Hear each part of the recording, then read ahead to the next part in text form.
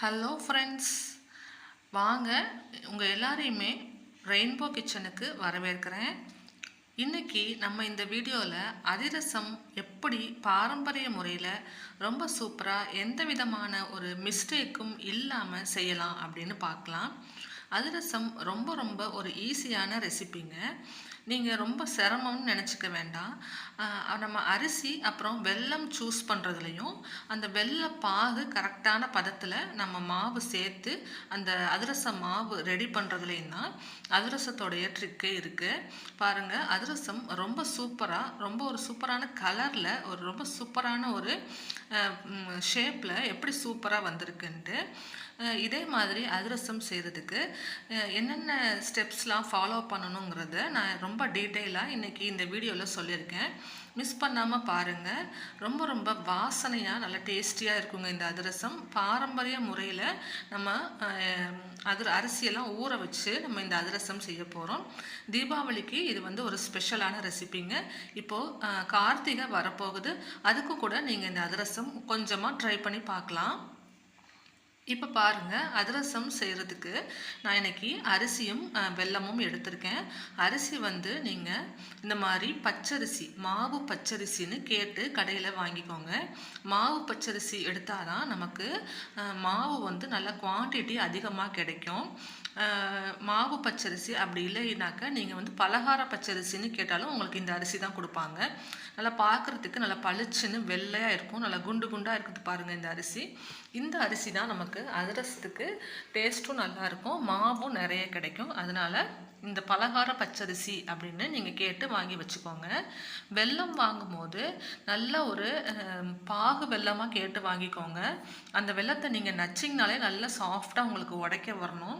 பாகு வெல்லம், மண்டை வெல்லம், நல்லா பெரிய பெரிய சைஸில் இருக்கும் இல்லையா, அந்த மண்டை வெல்லத்தில் பாகு வெல்லம்னு கேட்டு வாங்கிக்கோங்க. முடிஞ்ச வரைக்கும் சின்ன சின்ன பீசஸ்ஸாக இது மாதிரி நுணுக்கி வச்சுக்கோங்க வெல்லத்தை. பெரிய பெரிய பீசஸ்ஸாக இருந்ததுன்னா உங்களுக்கு வெல்லம் நம்ம மெஷர் பண்ணும்போது அளவு கூட குறைய வந்துருச்சு அப்படின்னா நமக்கு அதிரசத்துக்கு கரெக்டான அளவுக்கு வெல்லம் நம்ம அளந்து எடுக்க முடியாது. அதனால் முடிஞ்ச வரைக்கும் இந்த மாதிரி பொடி பண்ணி ரெடி பண்ணி வச்சுக்கோங்க.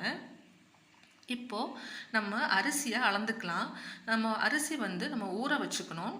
நம்ம வீட்டில் யூஸ் பண்ணுற டம்ளரில் தான் நான் இன்றைக்கி நான் உங்களுக்கு அளந்து காமிச்சிருக்கேன். இந்த டம்ளரில் நம்ம அரிசி அளந்துக்கலாம். அரிசி இந்த டம்ளரில் நல்லா ஃபுல்லாக இருக்கிற மாதிரி அளந்து எடுத்துக்கணும்.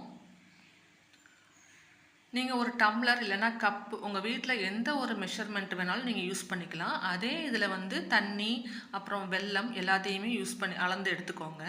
அதே ஒரே அளவு யூஸ் பண்ணி அளந்து எடுத்துக்கிட்டிங்கன்னா உங்களுக்கு கரெக்டாக இருக்கும். நான் இன்றைக்கி எல்லார் வீட்லையும் இருக்கக்கூடிய இந்த டம்ளரில் உங்களுக்கு அளந்து காமிக்கிறேன். பாருங்கள், டம்ளரில் நம்ம இன்றைக்கி நல்லா ஃபுல்லாக அரிசி இருக்கிற மாதிரி 3 டம்ளர் அளவுக்கு அரிசி எடுத்திருக்கோம். உங்களுக்கு எந்த அளவுக்கு வேணாலும் நீங்கள் உங்களுக்கு வீட்டில் இருக்கிற நபர்களை பொறுத்து எத்தனை டம்ளர் வேணாலும் அரிசி எடுத்துக்கலாம். நீங்கள் 1 டம்ளர் அரிசி அப்படின்னா அதுக்கு 3/4 டம்ளர் வெல்லம் சேர்த்துக்கோங்க. இனிப்பு கரெக்டாக இருக்கும். அந்த பதமும் அதிரசத்துடைய பதமும் நமக்கு கரெக்டாக வரும். 1 டம்ளர் அரிசிக்கு 3/4 டம்ளர் மட்டும்தான் வெல்லம் எடுக்கணும். அதுவே நல்ல இனிப்பாக இருக்கும். அதுக்கு மேலே எடுத்திங்கன்னா வெல்லம் ரொம்ப ஜாஸ்தி ஆயிரும். வெல்லம் ஜாஸ்தியாக போயிடுச்சுன்னா அதிரச மாவு நமக்கு தண்ணி மாதிரி ஆகிடும். இப்போ பாருங்கள், இந்த மாதிரி பொடி பண்ணி அளந்துக்கிட்டால் நமக்கு அளக்கிறதுக்கு கரெக்டாக வரும். ரொம்ப வெல்லம் கூடவோ குறைச்சோ போயிடாமல் கரெக்டான அளவில் நம்மளால் மெஷர் பண்ணி எடுக்க முடியும். அதனால் நல்லா வெல்லத்தை நல்லா சின்ன சின்ன பீசஸாக உடைச்சிட்டு அதுக்கப்புறமா அளந்துக்கோங்க. நம்ம இன்றைக்கி 3 டம்ளர் அரிசி எடுத்துருக்கோம்ல, அதுக்கு 3 டம்ளர் அளவுக்கு வெல்லம் 3/4 டம்ளர் மட்டும்தான் எடுத்துக்கணும். 3 டம்ளர் அரிசி எடுத்தால் 3 டம்ளர் வெல்லம். ஆனால் அந்த 3 டம்ளர் வெல்லமும் 3/4 டம்ளர் தான் அளந்து எடுத்துக்கணும். பாருங்கள், நான் இன்றைக்கி 3 தடவை 3/4 டம்ளர் அளவுக்கு வெல்லத்தை அளந்து நான் அந்த பாத்திரத்தை சேர்த்துருக்கேன். எவ்வளவு அரிசி எடுத்தாலும் 1 டம்ளர் அரிசிக்கு 3/4 டம்ளர் வெல்லம். நீங்கள் ஒரு கப்பில் எடுக்கிறீங்கன்னா 1 கப்பு அரிசிக்கு அதே கப்பில் 3/4 கப்பு வெல்லம்னு அளந்து எடுத்துக்கோங்க. இப்போது நம்ம அரிசியை நல்லா தண்ணி ஊற்றி 2-3 தடவை நல்லா கழுவி எடுத்துடலாம். கழுவிட்டு நம்ம இந்த அரிசியை ஊற வச்சுக்கணும். குறைஞ்சது ஒரு 2 மணி நேரம் ஊற விட்டுடுங்க.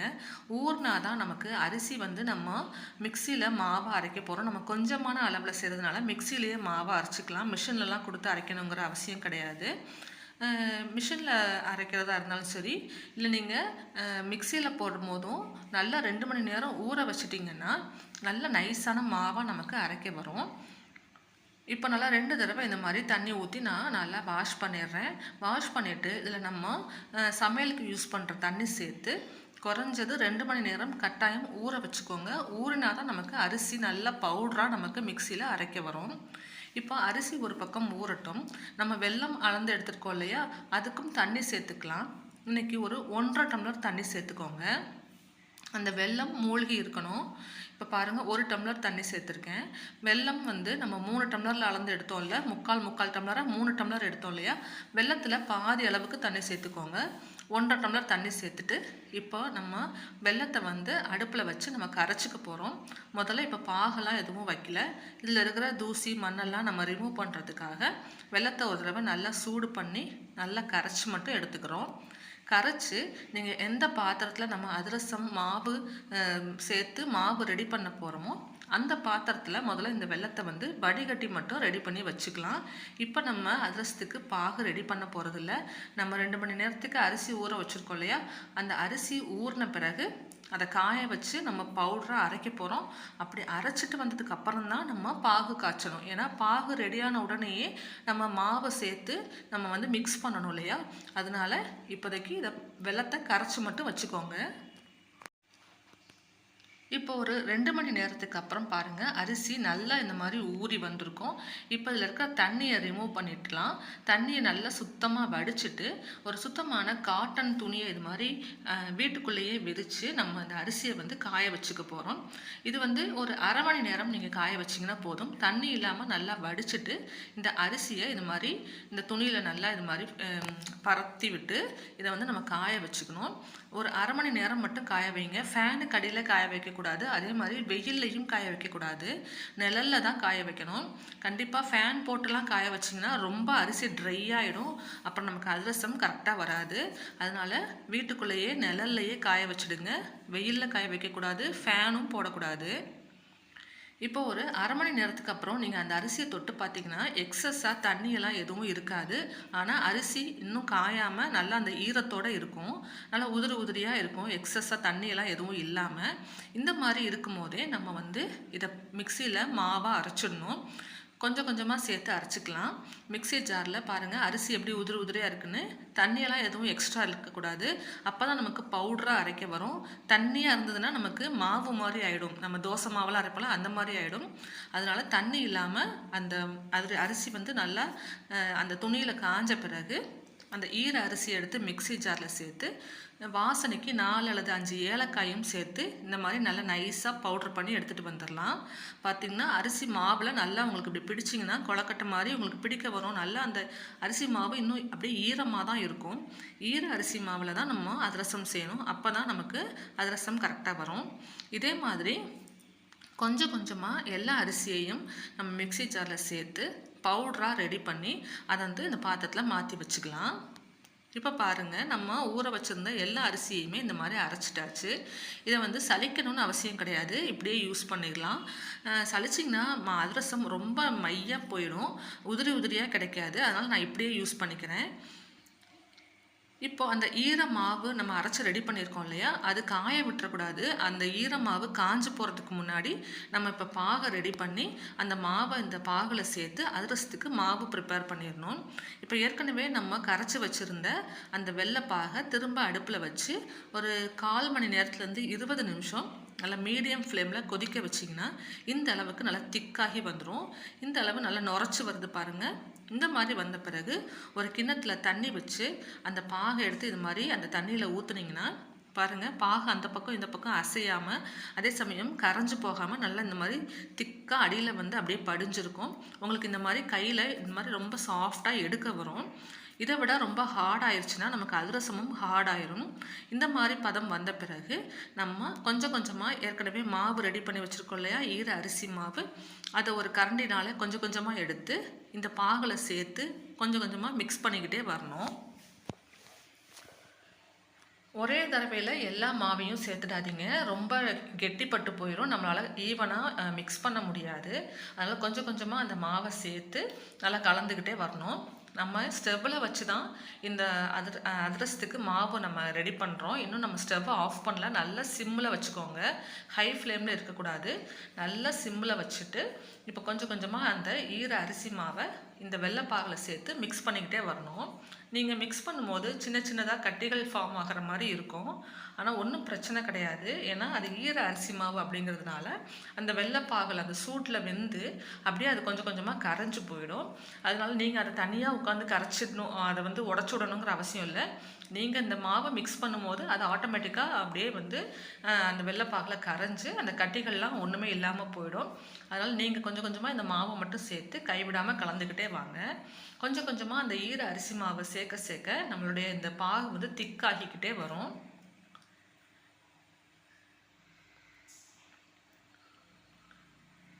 நம்ம எடுத்திருந்த அந்த 3 டம்ளர் அரிசி மாவுக்கு நம்ம எடுத்திருந்த அந்த வெல்லம் வந்து கரெக்டான அளவாக இருக்கும். அந்த கரெக்டான பதமும் நமக்கு கிடைக்கும். இப்போ பாருங்கள், உங்களுக்கு தெரியணுங்கிறதுக்காக நான் அப்படியே எல்லாத்தையுமே இதில் போடுறத கொஞ்சம் ஸ்பீட் பண்ணி காமிக்கிறேன்.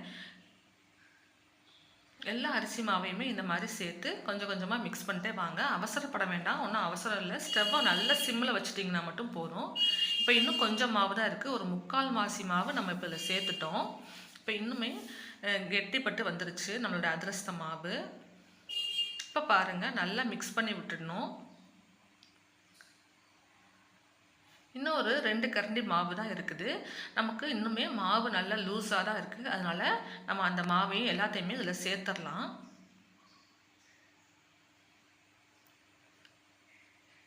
பார்த்தீங்களா, முதல்ல இருந்ததுக்கு இப்போ எந்த அளவுக்கு திக்காகி வந்துருச்சுன்னு. இப்போ நம்ம அந்த பாத்திரத்தில் இருந்த மாவு எல்லாத்தையுமே நான் அதில் சேர்த்துட்டேன். சேர்த்து இப்போ நீங்கள் மிக்ஸ் பண்ணுறதுக்கும் இந்த அதிரச மாவு நல்லா கெட்டிப்பட்டு கரெக்டான ஒரு பதத்துக்கு வரத்துக்கும் கரெக்டாக இருக்கும். இந்த மாதிரி நல்லா கெட்டிப்பட்டு வந்த பிறகு இதுக்கப்புறம் ரொம்ப நேரம் ஸ்டவ்வில் வச்சு கிளற வேண்டாம். உடனடியாக ஸ்டவ்வை அப்படியே ஆஃப் பண்ணிடலாம். அந்த மாவு சேர்த்து கிளற வரைக்கும் மட்டும் ஸ்டவ் மேலே வச்சுருக்கலாம். இப்போது ஆஃப் பண்ணியாச்சு. ஆஃப் பண்ணிவிட்டு இதே பாத்திரத்தில் வைக்க வேண்டாம், வேற ஒரு பாத்திரத்தில் மாற்றி வச்சுடுங்க. அப்போ தான் மாவு வந்து இதே பக்குவத்தில் இருக்கும். இல்லைன்னா வந்து ரொம்ப ஹார்ட் ஆயிரும் நமக்கு அதே சூடில் இருந்ததுன்னா. இப்போ வேற ஒரு பாத்திரத்தில் இந்த மாவை மாற்றி வச்சிடலாம். இந்த மாதிரி நம்ம மாவு ப்ரிப்பேர் பண்ணும்போது 1 வாரம் வரைக்கும் கூட நீங்கள் ரூம் டெம்பரேச்சர்லேயே வச்சுருக்கலாம். ஒன்றுமே ஆகாது, கெட்டு போகாது. அதுக்கு மேலே நீங்கள் ஸ்டோர் பண்ணணுன்னா நீங்கள் ஃப்ரிட்ஜில் கூட ஸ்டோர் பண்ணிக்கலாம். இப்போது எல்லா மாவையுமே வேறொரு பாத்திரத்தில் மாற்றி விட்டாச்சு. மாற்றிட்டு மேலே வந்து நல்லா ஈவனாக ஸ்ப்ரெட் பண்ணி விட்டுருங்க.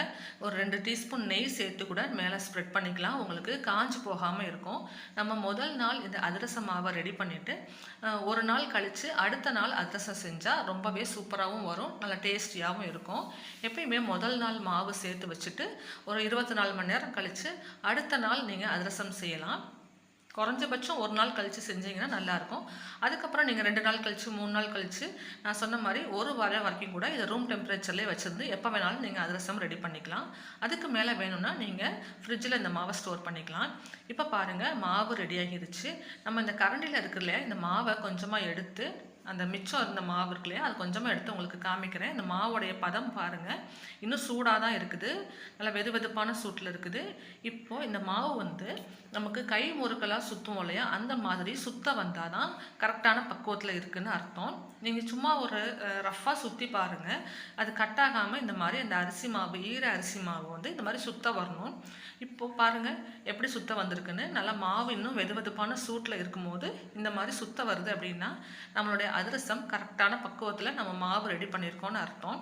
இதை எடுத்து நீங்கள் இப்படி சும்மா லேசாக அப்படி தட்டி பார்த்தீங்கன்னா கூட உங்களுக்கு சாஃப்டாக அதிரசம் வந்து தட்டை வரும். விரிசல் இல்லாமல் இந்த மாதிரி தட்டை வருதுன்னா நம்ம அதிரசம் கரெக்டான பக்குவத்தில் மாவு ரெடி பண்ணியிருக்கோன்னு நீங்கள் தெரிஞ்சுக்கலாம்.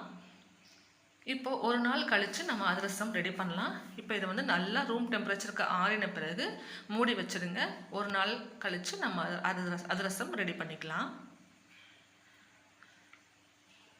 இப்போ வாங்க, ஒரு நாள் கழித்து இப்போ முதல் நாள் சாயங்காலம் நான் ரெடி பண்ணேன் அதிரசம் மாவு. இப்போ அடுத்த நாள் பாருங்கள் எந்த அளவுக்கு ஹார்டாக இருக்குன்னு. இப்படி ஹார்டாக இருக்குன்னு நினச்சி பயந்துடாதீங்க. இப்படி இருந்தால் தான் அதிரசம் கரெக்டாக வரும்.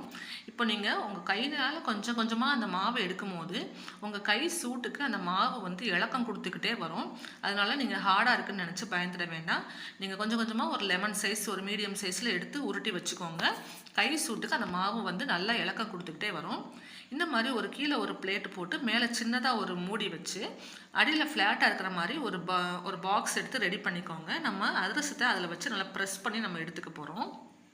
சுட்டு எடுத்த பிறகு அதில் வச்சு ப்ரெஸ் பண்ணோன்னா எக்ஸஸாக இருக்கிற ஆயிலாம் நமக்கு ரிமூவ் ஆகிறதுக்கு ஈஸியாக இருக்கும். அதனால் அந்த மாதிரி ஒன்று ரெடி பண்ணி வச்சுக்கோங்க. இப்போ நம்ம லெமன் சைஸுக்கு எடுத்த அந்த மாவை ஒரு பிளாஸ்டிக் கவரில் லேசாக ஆயில் அப்ளை பண்ணிவிட்டு இந்த மாதிரி ஸ்ப்ரெட் பண்ணி விட்டுக்கோங்க. ரொம்ப மெல்லிஸாக இருக்கக்கூடாது. இந்த மாதிரி ஓரளவுக்கு தடிமனாக இருந்தால் தான் அதிரசம் நல்லாயிருக்கும். பாருங்கள், நான் உங்களுக்கு எந்த அளவுக்கு இருக்கணுங்கிறது பக்கத்தில் காமிக்கிறேன். இந்த அளவுக்கு இருக்கணும் தடிமன். ரொம்ப மெல்லிசாக தட்டிடக்கூடாது சப்பாத்தி மாதிரி. அதாவது ரொம்ப கனமாகவும் இல்லாமல் இந்த மாதிரி தட்டிட்டு இப்போ எண்ணெயை காய வச்சு நம்ம தட்டி வச்சுருக்க அதிரசத்தை எண்ணெயில் சேர்த்து நம்ம ஃப்ரை பண்ணி எடுக்க வேண்டியது தான். எண்ணெய் நல்லா ஹீட்டாக இருக்கணும். நல்லா ஹீட் ஆன பிறகு அதிரசத்தை போடும்போது மீடியம் ஃப்ளேமில் மாற்றிக்கோங்க. ஹை ஃப்ளேமில் வச்சிங்கன்னா நமக்கு ஏற்கனவே வெல்லம் போட்டிருக்கிறதுனால டக்குன்னு கலர் கருகிடும். வெல்லம் ரொம்ப ஹை ஃப்ளேமில் டக்குன்னு கருகிடும், உங்களுக்கு தெரியும். அதனால மீடியம் ஃப்ளேமில் வச்சு நம்ம 2 பக்கமும் இந்த அதிரசத்தை திருப்பி விட்டு கலர், அந்த அதிரசத்துக்கான ஒரு சூப்பரான கலர் வரும் இல்லைங்களா, அந்த கலர் வந்த பிறகு நம்ம எடுத்துடலாம். ஏன்னா ஏற்கனவே நமக்கு அந்த மாவு நமக்கு வெள்ளை பாகலையே நல்லாவே குக் ஆகியிருக்கும். அதனால் இதில் வேகிறதுக்கு எதுவும் கிடையாது. நமக்கு அந்த கலர் வர்ற வரைக்கும் மட்டும் நம்ம 2 பக்கமும் திருப்பி விட்டுட்டு இந்த மாதிரி அடியில் ஃப்ளாட்டாக இருக்கிற ஒரு கிண்ணம் வச்சு இப்படி அழுத்தி விட்டிங்கன்னா எக்ஸஸாக இருக்கிற ஆயிலெலாம் போயிடும். நமக்கு சூப்பரான டேஸ்டியான அதிரசம் ரெடி ஆகிரும். இந்த மாதிரி அழுத்தி எடுக்கலாம். ஒருவேளை எண்ணெய் பாத்திரத்துக்கு மேலே வச்சு அழுத்துறது கொஞ்சம் ரிஸ்க்கு அப்படிங்கன்னா நீங்கள் இந்த மாதிரி பிளேட் நம்ம போட்டு வச்சுருந்தோம் இல்லையா, அந்த பிளேட்டு மேலே வச்சு இப்படி அழுத்திட்டு எடுத்துட்டிங்கன்னா உங்களுக்கு எக்ஸஸாக இருக்கிற ஆயில் போயிட்டு சூப்பரான அதிரசம் ரெடி ஆயிரும். இதே மாதிரி எல்லா மாவையும் அதிரசமாக ரெடி பண்ணி எடுத்துக்கோங்க. இந்த வீடியோவில் சொல்லியிருக்கிற மாதிரி நீங்கள் செஞ்சு பார்த்து உங்களுக்கு இதே மாதிரி அதிரசம் பர்ஃபெக்டாக வந்ததுன்னா இந்த வீடியோவுக்கு ஒரு லைக் கொடுத்துடுங்க. உங்கள் ரிலேஷன்ஸ் அண்ட் ஃபேமிலி மெம்பர்ஸ் கூட, ஃப்ரெண்ட்ஸ் கூடலாம் இந்த வீடியோவை கொஞ்சம் ஷேர் பண்ணி விடுங்க. நம்ம சேனலையும் சப்ஸ்கிரைப் பண்ணி வச்சுக்கோங்க. இதே மாதிரி ஒரு யூஸ்ஃபுல்லான வீடியோஸ் பார்க்குறதுக்கு நம்ம சேனலோட தொடர்ந்து இணைஞ்சிருங்க. தேங்க்ஸ் ஃபார் வாட்சிங்.